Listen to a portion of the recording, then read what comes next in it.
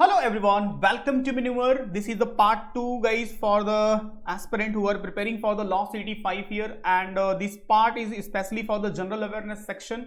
And in previous part 1, I already explained about the complete syllabus for the general awareness section. It means from the static GK and current affairs, and this part 2 in we will discuss.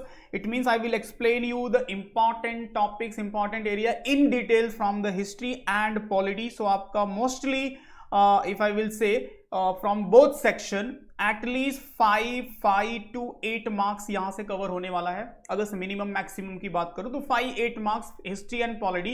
It means static GK से आपका ये weightage होगा. सो ये session काफी important है. And in my previous session I already explain about the 5 year paper analysis. 5 year का मैंने पूरा एनालिसिस किया, तो आप देख सकते हो कि कौन से सेक्शन से कितना क्वेश्चंस आ रहे हैं. तो उस बेसिस पे आप प्रिपेयर करोगे तो that will be more beneficial. As well as in this video I already discuss about the last year paper, जो लास्ट ईयर का एक्चुअल पेपर है, तो that is also very beneficial for you. So आप देख सकते हो कि actual question क्या आते हैं और उसी के बेसिस पे, उसी की स्ट्रैटेजी के बेस पे क्या पिछले साल आया था, क्या 5 ईयर से आ रहा है, उसके बेसिस पे history and polity from these 2 section से क्या हो सकता है इस ईयर के लिए, वो मैं आपको एक्सप्लेन कर रहा हूं. एंड ऑफ द वीडियो एक बहुत ही प्यारा सा एक आपके लिए गिफ्ट है that I will explain you later. But video को बहुत केयरफुली देखना, काफी इंफॉर्मेटिव एंड हेल्पफुल रहेगा आपके एग्जाम्स के लिए. And here is a one information from the our side की guys, if you are seriously planning, आप सीरियसली प्लानिंग कर रहे हो in this limited time, if you are want to get a top law college and good marks in your exam, so here you can inquire about the live classroom and books, ebooks, shortcut. It means complete study materials are available for your preparation. So for topic wise test, mock test and everything, it means guidance also of mentor. And if you're targeting these exams, so that is also beneficial, you can inquire. And if you are Mumbai based, so offline के लिए Dadar centre, Borivali centre, Vasai centre and Thane centre. And here you can see the number back side me, see here Thane centre. And live के लिए आप इस number पे contact कर सकते हो. As well as you can visit our website. So batches start हो रहे हैं मार्च ऑनवर्ड, सो क्विकली अगर से आप प्रिपरेशन करना चाहते हो तो कर लो, अदरवाइज सीट बहुत सून फुल हो जाएंगे, तो it may be a little bit problem for you. Okay, so ये इन्फॉर्मेशन काफी इंपॉर्टेंट है आपके लिए. Now come to the actual syllabus where we will discuss about the history and polity section. So it was already I explained कि this is a basically तो complete syllabus, it means complete topic है. सो देखो Indus valley civilisation, ये सब सारी चीजें मैंने explain की थी पिछले प्रीवियस वीडियो में.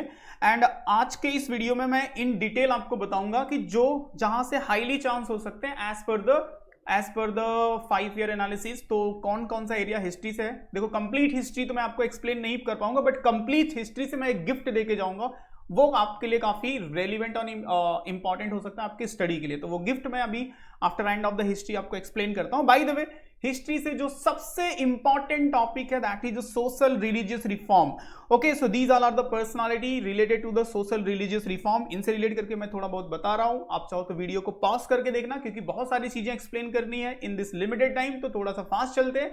But if you want to read the entire slide, so just pause it and read it. Okay, so देखो सोशल रिलीजियस रिफॉर्म से जो सबसे इंपॉर्टेंट है ब्रह्म समाज. हु फाउंडेड द ब्रह्म समाज, सिंपली यही क्वेश्चन आएगा. सो राजा राम मोहन राय फाउंडेड. जो भी आप बुक्स स्टडी मटेरियल फॉलो कर रहे हो, अदरवाइज मेन्यूअर को फॉलो कर रहे हो, तो उसमें सारे डिटेल्स में दिए गए. अदरवाइज आपके पास जो भी कंटेंट है प्रिपरेशन के लिए, तो उसमें से ये वाला पार्ट अच्छे से पढ़ लेना. फॉर एग्जांपल, ब्रह्म समाज was founded by whom, Raja Ram Mohan Roy. Prohibition of the sati practice, sati practice को जो बैन किया वो राजा राम मोहन राय ने 1828. तो ये सब सारे इंपॉर्टेंट है. Arya Samaj, simply question every year alternate पूछता है. ब्रह्म समाज से रिलेट करके, आर्य समाज से रिलेट करके. Swami Dayanand Saraswati founded the Arya Samaj. Similarly, Ramakrishna Mission was founded by whom? So Swami Vivekanand. And the Servant of India Society formed by the Gopal Krishna Gokhale. तो ये सब पर्सनालिटी के नाम कभी फाउंड हुआ, ये सब सारे हाईली एक्सपेक्टेड हो सकते हैं आपके एग्जाम्स के लिए, और एवरी ईयर रिपीट भी होते हैं. मतलब 3 इंफॉर्मेशन ऐसे है, ब्रह्म समाज, आर्य समाज एंड सत्य शोधक समाज. ये मैंने देखा है कि एक ही ईयर में तीनों शिफ्ट में अलग अलग पूछे गए और फ्रिक्वेंटली रिपीट होते रहते. तो ये वाला पार्ट आप नोट करके रख लो सोशल रिलीजियस रिफॉर्म से. ये सारे इंपॉर्टेंट है. वीडियो को पॉज करो एंड रीड करो. Satya Shodhak Samaj, Aligarh movement for the Muslims के लिए, young Bengal movement, the Theosophical Society and Prarthana Samaj. सो ये सब सारे पार्ट सोशल रिलीजियस रिफॉर्म्स हैं. सेकंड इंपॉर्टेंट आता है हिस्ट्री का जो नेक्स्ट पार्ट है, इंडियन नेशनल कांग्रेस का फॉर्मेशन. देखो और भी सारी चीजें हैं.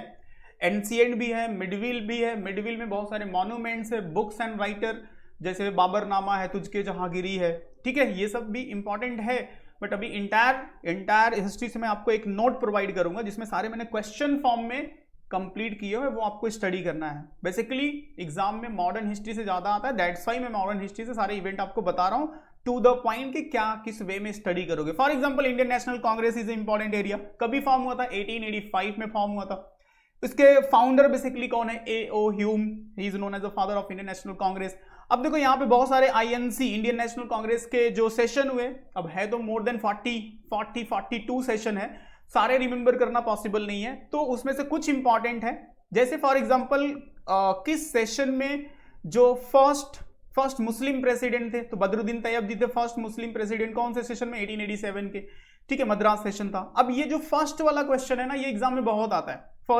First Muslim president, first English president, first women president Annie Besant, and first Indian women president Sarojini Naidu. ये सब फर्स्ट टाइप के जो क्वेश्चन है मैंने फिल्टर करके दे दिया है, एटलीस्ट 4 आपको रिमेंबर कर लेना है। बाकी ये सब सारे VC Banerjee on 28 December 1885 it was attended by the 72 delegates. It means Indian National Congress is the most and most important, आप क्लियर रहेगा। देन जो मॉडर्न हिस्ट्री का पार्ट होता है, इंडियन नेशनल कांग्रेस 2 पार्ट में डिवाइड हो जाती है। अब यहाँ पे जो पर्सनालिटी है, ये जो लाल बाल पाल, लाला लाजपत राय, बाल गंगाधर तिलक एंड पाल, तो इनसे रिलेट करके ना जो इन्होंने कौन सी मैगजीन स्टार्ट की, इनका क्या कंट्रीब्यूशंस रहा, ये सब सारे क्वेश्चंस आते हैं, तो इनको आपको थोड़ा सा समझ लेना है। एंड अगर से मॉडरेट फेज को देखोगे तो मॉडरेट फेज से जो वेल नोन इंपॉर्टेंट लीडर है, दादा भाई नौरोजी है, A.O. ह्यूम है, M.G. राणा, मदन मोहन मालवीय, महामना, इनको एक टाइटल दिया था गांधी जी ने, तो वो भी एग्जाम में पूछा जाता है, गोपाल कृष्ण गोखले एंड बदरुद्दीन तैयब जी। तो ये सब सारे मॉडरेट लीडर हैं और ये एक्सट्रीमिस्ट लीडर है। इनसे रिलेट करके जैसे फॉर एग्जांपल जैसे दादा भाई नौरोजी को grand old man of India बोलते हैं, ये क्वेश्चन एग्जाम में पूछ लेता है, ठीक है। ये तो मैंने आपको एक डिटेल्स दे दिया, जो भी आप कंटेंट फॉलो करोगे उसमें ये सब सारी चीजें होती है। Naoroji book poverty and British rule in India offered the sketching the criticism of, ये पूछा जाता है। And Tilak raise the slogan swaraj is my birth right and I shall have it, ये स्लोगन पूछ लेगा simply. And started the newspaper Kesari भी पूछा जाता है, Kesari newspaper started by whom. तो इनसे रिलेट करके इस टाइप के क्वेश्चन पूछता है, जो कि एक्सट्रीमिस्ट फेज के लीडर है और मॉडरेट फेज के लीडर है। आफ्टर दैट इंपॉर्टेंट मूवमेंट, अगर से आप इंडियन फ्रीडम स्ट्रगल अगर से इंडिया का देखोगे तो कुछ इंपॉर्टेंट मूवमेंट है, जैसे फॉर एग्जांपल 1905 का पार्टीशन ऑफ बंगाल है, काफी इंपॉर्टेंट है। उस समय जो वहां के वायसराय लॉर्ड क्रुंज, स्वदेशी मूवमेंट कभी स्टार्ट हुआ, सिंपली ईयर पूछ लेता है। मैं थोड़ा फास्ट जा रहा हूं, बट कैसा है कि अभी दोनों चीजें मुझे आपको एक एटलीस्ट एक ब्रीफ दे देना है कि आपको एक अंडरस्टैंडिंग हो जाए, और स्टडी के लिए डोंट वरी, वो गिफ्ट रेडी है आपके लिए, वो पूरा स्टडी मटेरियल मिल जाएगा। ओके, बाइकआउट मूवमेंट जिसमें ट्रायो लाल बाल पार्ट ने इंकरेज किया है, swadeshi and boycott movement after the British movement decided to partition of Bengal, इसको आप पॉज करके रीड भी कर सकते हो। एंड 1906 का formation of the Muslim league, simply यही क्वेश्चन पूछ लेगा, who founded the Muslim league and Muslim league was founded in which year? 1906।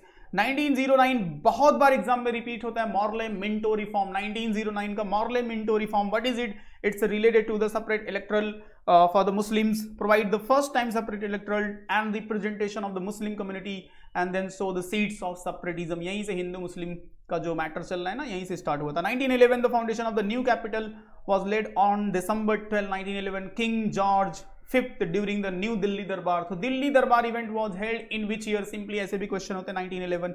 Lucknow pact 1916, remember रखना, ये सब सारे डेट बहुत इंपॉर्टेंट है।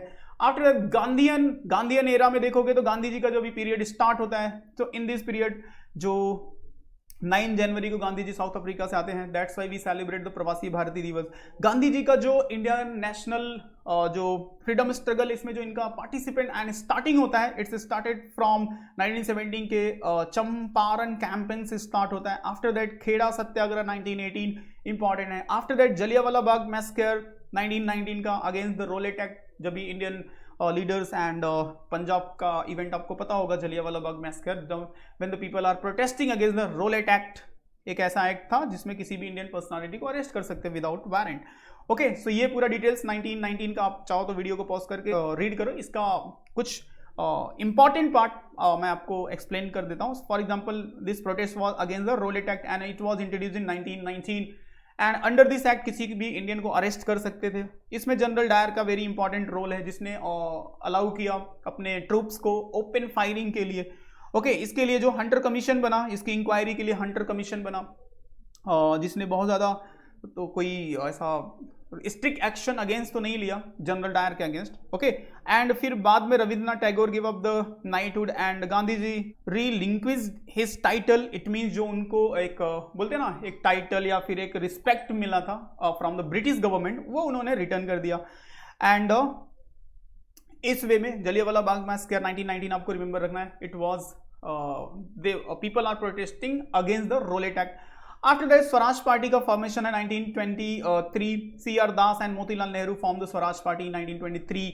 साइमन कमीशन का जो पीरियड है 1927 से 28 का। Bardoli satyagraha is very important, and इसी सत्याग्रह को जब भी सक्सेसफुली लीड किया था सरदार पटेल ने, दैट्स वाई महात्मा गांधी ने उनको सरदार का टाइटल से बोल सकते हैं ना, सरदार टाइटल महात्मा गांधी जी ने दिया उनको। तो that then from that time ही is known as a Sardar Vallabh Bhai Patel. तो ये सब सारे फैक्ट जो है ना, इनको रिवाइज करना है, आपको अच्छे से पढ़ना है। ये कंटेंट भी मैं आपको प्रोवाइड कर दूंगा, तो you can revise as well as और भी बहुत सारी चीजें हैं जो भी आप टेक्स्ट फॉलो करते हो, जो भी बुक्स फॉलो करते हो। अदरवाइज मैन्युअर के स्टूडेंट हो तो मैन्युअर का जो स्टडी जनरल स्टडी की बुक है उसमें सारे डिटेल्स में दिए हैं, उसको आप स्टडी कर सकते हो। Then Gandhian era, Gandhian era के जो इंपॉर्टेंट इवेंट है 1928 Belgaum Karnataka session INC, the first and then last time Gandhi ji elected the president of Congress. तो ये आपको रिमेंबर रखना है। 1930 से 34 launch the civil disobedient movement, Dandi march, salt Satyagraha. 1942 quit India movement, raise the slogan do or die. देखो यही पूछा था, लास्ट ईयर ही पूछा था, यही एग्जाम में आया था। एंड पार्टीशन प्लान है। Then Mahatma send title Rabindranath Tagore 1917। राष्ट्रपिता का जो टाइटल है father of nation by the Subhash Chandra Bose. So ये सब सारे जो डेट वाइज इंपॉर्टेंट इवेंट है, ये सब सारी चीजें यहाँ पे मैंने कवर की है, एंड इसी को आपको अच्छे से अपडेट करना है। आफ्टर दैट सुभाष चंद्र बोस से रिलेटेड करके कुछ इंपॉर्टेंट फैक्ट है, which is father of nation, इन्होंने जो महात्मा गांधी को दिया था title. And 1938 elected the president of the Indian National Congress, and Subhash Chandra Bose had given the slogan Delhi चलो, एज वेल एज एक और काफी वेल नोन है, तुम मुझे खून दो मैं तुम्हें आजादी दूंगा। ठीक है, तो ये सब सारे सुभाष चंद्र बोस से रिलेट करके फैक्ट आपको थोड़े से पढ़ लेने हैं, ये ऐसे क्वेश्चन आते हैं। उसके बाद फिर इंडिया का डिवाइड होता है, पार्टीशन प्लान 1947। एंड देन यहाँ पे देखो जो फैक्ट है, C Rajagopalachari first Indian governor general of independent India. तो ऐसे जो फर्स्ट टाइप के न्यूज है ना, लास्ट ईयर पूछा था फर्स्ट वुमेन IPS ऑफिसर, जो कि किरण बेदी से रिलेट करके था, वो क्वेश्चन आया था। As well as first type के क्वेश्चन आपके एग्जाम में आते हैं, तो first president, first prime minister, first governor of the RBI, इस टाइप के जो भी फैक्ट है, स्पेशली हिस्ट्री से रिलेट करके जो भी रिलेटेड है, मैंने मोस्टली कवर किया है उस कंटेंट में जो मैं अभी आपको शो करने वाला हूं। ओके, सो सी यहाँ पे एक डिस्क्रिप्शन में ये लिंक मिल जाएगा, 100 most important question from the history. See here, ये पूरा रिवाइज कर लेना, काफी फिल्टर करके आप लोगों के लिए बनाया। Which freedom fighter started the newspaper, Al Hilal, Maulana Abdul Kalam Azad. इस तरह से वन लाइन में मैंने total important, the greeting Jai Hind was started by which famous person, Subhash Chandra Bose. ठीक है, लास्ट ईयर भी ऐसे क्वेश्चन आए थे, बट एग्जैक्टली ये क्वेश्चन आए थे, बट रिलेट करके क्वेश्चन था, तो उसी बेस पे ये पूरा मैंने डिजाइन किया आप लोगों के लिए। So what you have to do, just download and revise, and most expected 100 important information को मैंने यहाँ पे इंक्लूड किया है। सो होप सो एग्जाम के लिए हाईली बेनिफिशियल होगा। ठीक है, तो ये आपको रिवाइज कर लेना है, एंड होप सो आपको अच्छा भी लगेगा ये गिफ्ट, एंड काफी रिसर्च करके इसको बनाया है, तो काफी इंपॉर्टेंट एंड हेल्पफुल रहेगा आपके एग्जाम्स के लिए। Okay, now second important area which is from the geography. ठीक है, second Indian polity. Indian polity को मैं एक्सप्लेन कर देता हूं, उससे भी रिलेट करके जो फैक्ट, जो इन्फॉर्मेशन मेरे पास है, वो मैं आप लोगों को प्रोवाइड कर दूंगा। ओके, सो देखो ये मैंने सिलेबस आपको ऑलरेडी एक्सप्लेन किया था, ये कंप्लीट सिलेबस है फॉर द स्टडी के लिए। आफ्टर दैट अगर मैं डिटेल में एक्सप्लेन करूं तो making of the Indian constitution, so जैसे idea to have a constitution was given by M.N. Roy, ये क्वेश्चन एग्जाम में पूछा जाता है। ठीक है, इसमें से कुछ क्वेश्चन पूछे जाते हैं। For example constitution assembly Rajendra Prasad permanent president थे। ठीक है, ये क्वेश्चन पूछा जाता है। Who is known as the father of constitution of India, B.R. Ambedkar. एंड ये सब सारे फैक्ट आपके अंडरस्टैंडिंग के लिए इंपॉर्टेंट है, तो वीडियो को पॉज करो, आप रीड करो, अदरवाइज डाउनलोड करके इसको आप अच्छे से रीड कर लेना। Okay, major committee and its chairman. तो जितने भी कमेटीज बनी थी उनके चेयरमैन जवाहरलाल नेहरू से सरदार पटेल थे।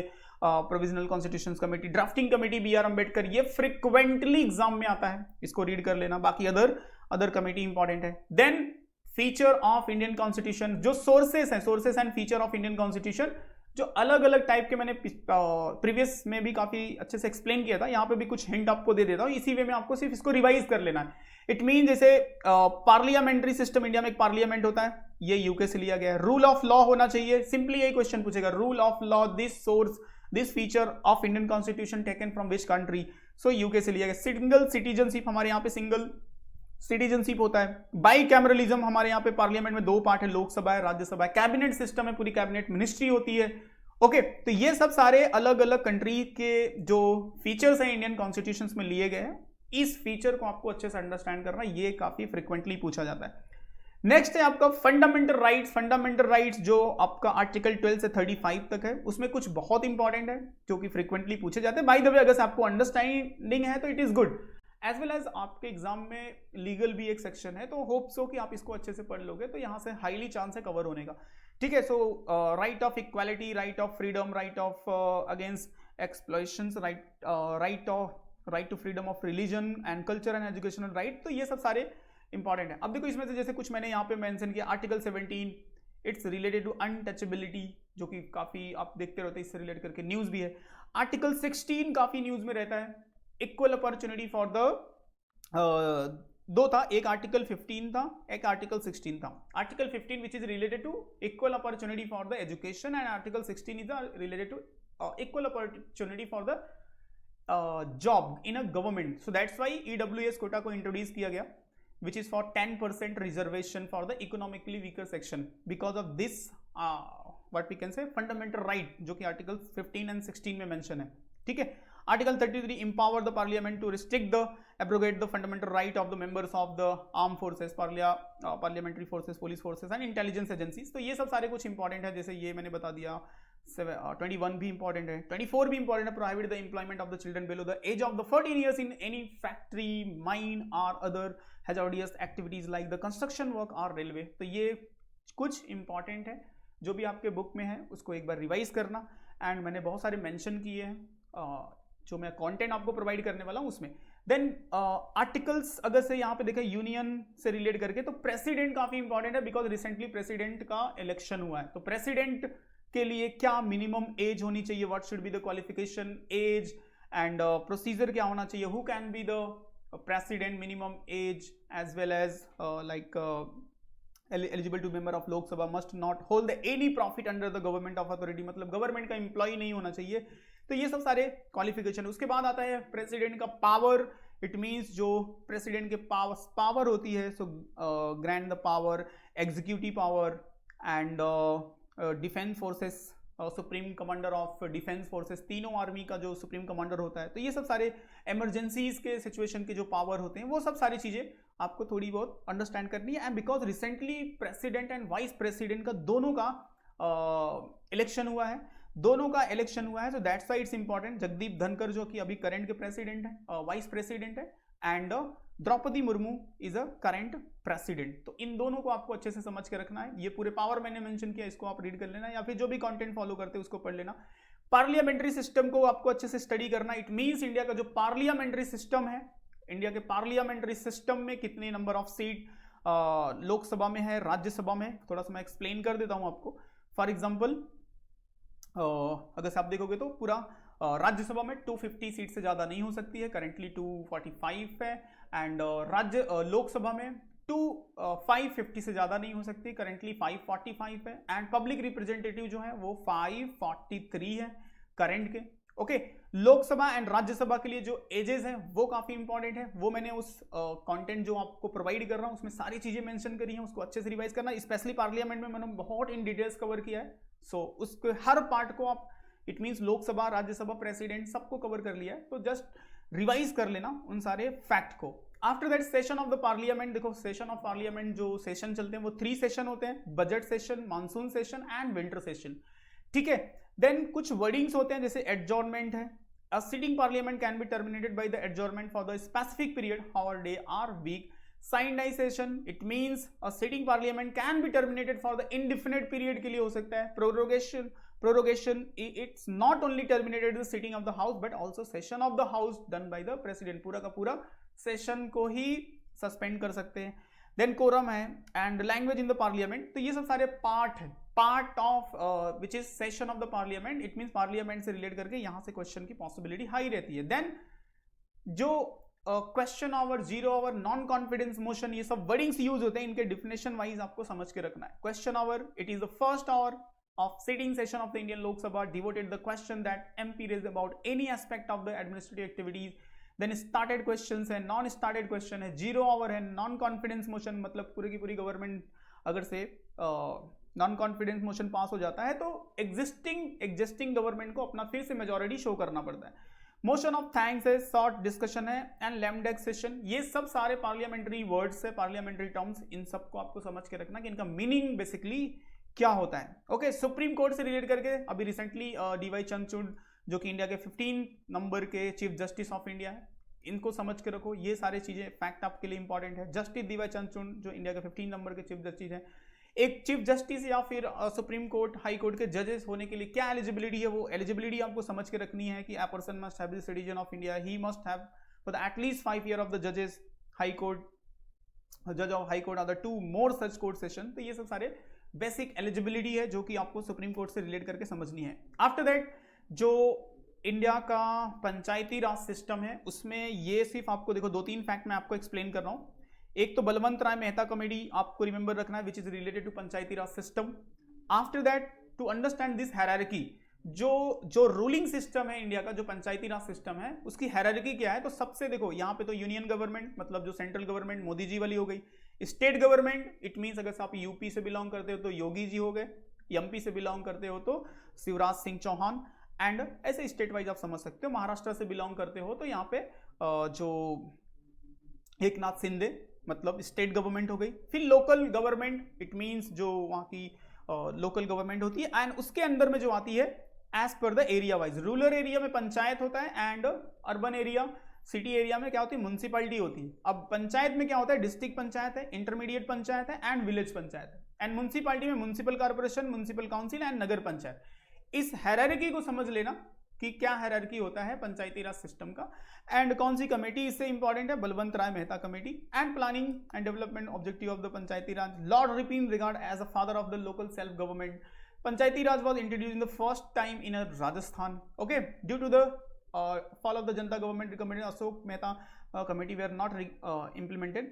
So ये सब सारे बेसिक इन्फॉर्मेशन है. हायरार्की को आपको अंडरस्टैंड करके रखना है पॉलिटी सेक्शन से. तो ये कुछ बेसिक एरिया हो गए. प्रेसिडेंट को मैंने बता दिया, पार्लियामेंट को बता दिया. जो भी आप कंटेंट फॉलो करते हैं उससे थोड़ा सा रीड करोगे एंड देन आपके लिए जो सबसे इंपॉर्टेंट यहाँ पे मैंने काफी फिल्टर करके आप लोगों के लिए ये कंटेंट बना के दिया है, इसको आप डाउनलोड करके रिवाइज कर लेना. See here, which is the second highest constitutional office in India, vice president, who has the first governor general of free India, Lord Mountbatten. इस टाइप के जो पॉलिटी सेक्शन से who gave the idea of the constituent assembly of India for the first time, M.N. Rao.